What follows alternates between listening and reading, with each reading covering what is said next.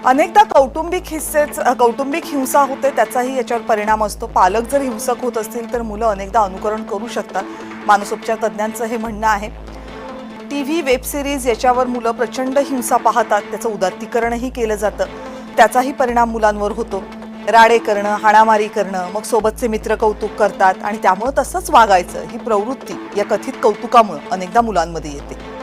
आणि या सगळ्या कारणांमुळे हिंसा हे चालतं किंवा हिंसा करूनच आपल्याला पुढे जायचं असतं असं मुलांमध्ये वाटू लागतं आणि मग त्या हिंसेचं सामान्यीकरण होतं.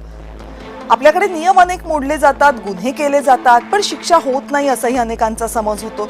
त्यामुळे आपल्याला गुन्ह्याची भीती नसणं हाही याचा एक परिणाम असतो. लहान मुलांना नकार पचवता येत नाही, त्यामुळे हिंसा केली तर आपल्याला हवं ते मिळवता येतं हा गैरसमज त्यांच्यामध्ये असतं. घरी असताना मुलं गैरवर्तन करतात, मग मारकुटेपणाची लक्षणं दाखवतात, पण काही पालक अनेकदा अजिबात लक्ष देत नाही. हे दुर्लक्ष मग पुढे बेततं. आपल्या शिक्षण व्यवस्थेमध्ये टॉपर इतका मान कुणाला नाहीये, त्यामुळे काही मुलांच्या मनामध्ये हिंसक विचार येतात.